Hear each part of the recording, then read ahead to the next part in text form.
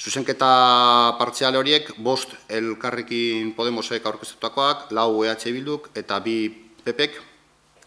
Kopuruetan 324.000 euro izan dira, eta funtsean gizarte kohesioko udal politiketara bideratuko aurrekontu handitzera bideratuta daude, 45.000 euro, horietatik 30.000 euro izango dira zahartze aktiboko politikak areagotzeko, animaliekin bizikidatzerako 83.000 euro gehiago, segurtasuna hobetzeko 101.000 euro, sustapen ekonomikorako 20.000 euro, eta haur parkeen mantentze lan handietarako 50.000 euro.